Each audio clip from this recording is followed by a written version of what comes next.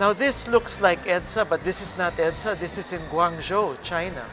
And this is the before situation. They also had about 5 lanes on each side.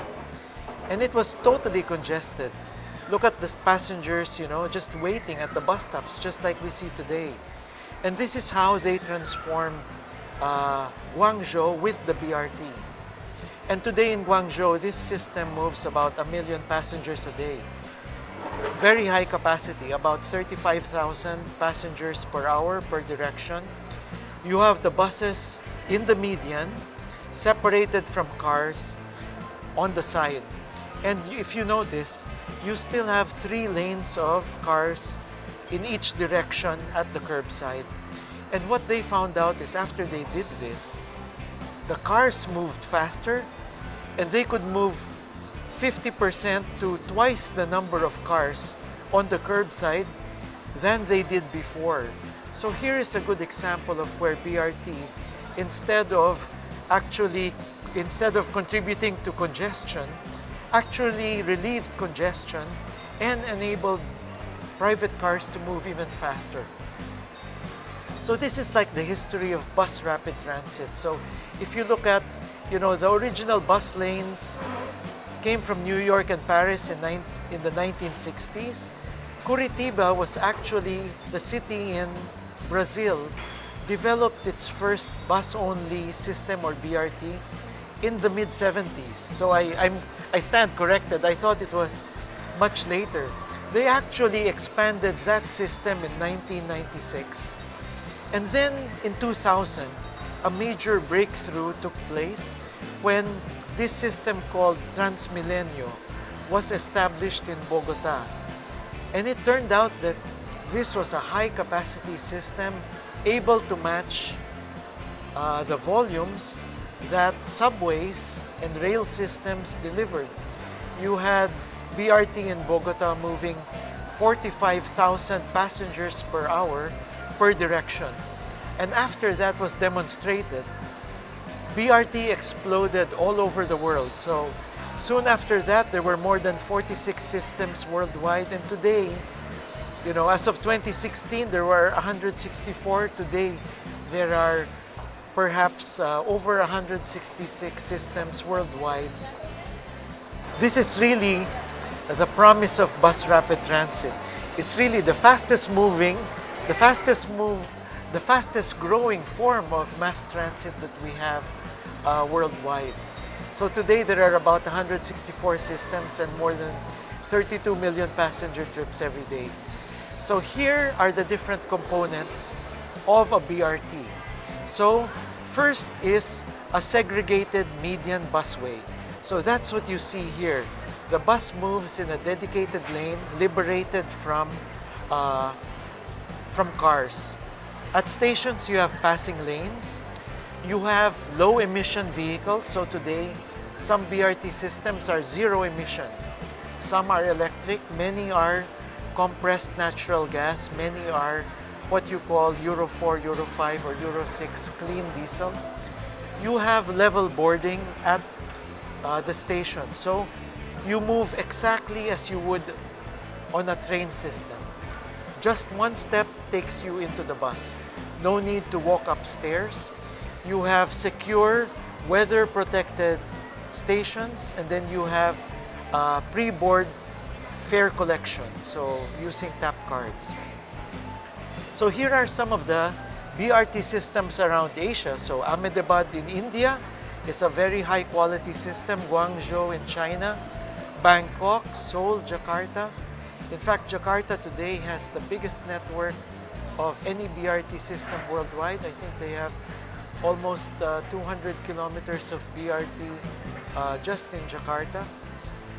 Comparing infrastructure costs, bus rapid transit actually delivers much lower investment cost per kilometer than any rail system. So in terms of economizing on your investment peso, BRTs can deliver more kilometers of mass transit than any other form of mass transit. Here are some examples of how much BRT would cost compared to LRT, MRT, and subway. So these are just indicative, but they also show in a way how BRT could be cost-effective in terms of infrastructure investment. In terms of planning and construction time, BRT is also much faster. You can deliver BRTs in 3 years or less. In fact, in China, they're actually delivering BRTs in 2 years' time because of their very efficient construction methods. While rail will probably take you maybe 8 to 10 years or more to deliver a rail system. So, talking about EDSA BRT, here are some details about EDSA BRT. So this is what EDSA would look today in Main Avenue near Cubao.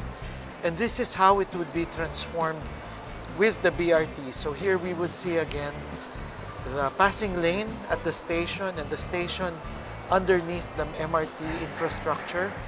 Passengers would access the station using the elevated crosswalks going in and out of the MRT station.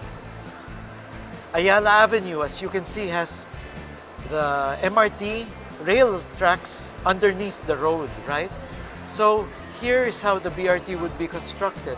The BRT station would be at ground level above the MRT tracks, and here you would have the buses running alongside the BRT station at ground level. Here is Guadalupe Bridge.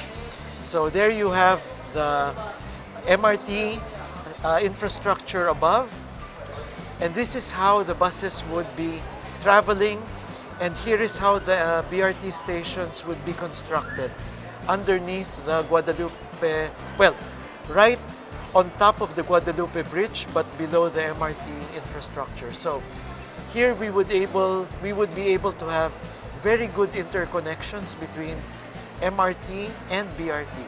You could transfer easily from the MRT into the BRT bus.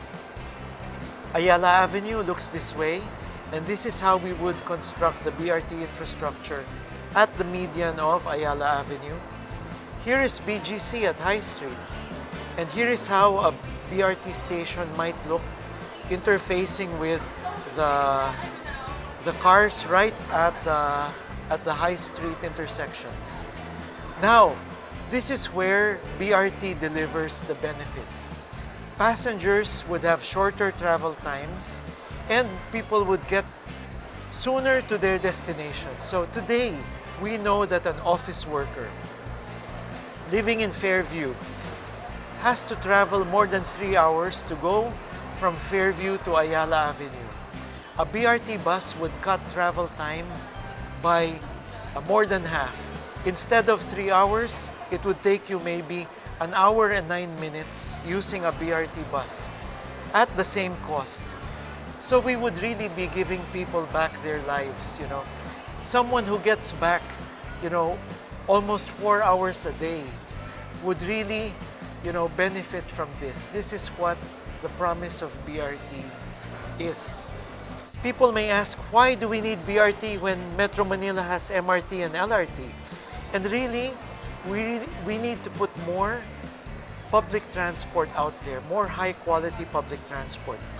Even with all our railway projects, it would only account for a small fraction of the public transport that we have today. So today, we've got only 5.8% of our passenger trips accounted for by urban rail. Even with upgrading MRT, the various expansion programs for LRT1, LRT2, and even the subway, the most we could hope at this time, in this period, would be to raise that to maybe 10-15%. Really, the bulk of transport is delivered by buses and jeepneys.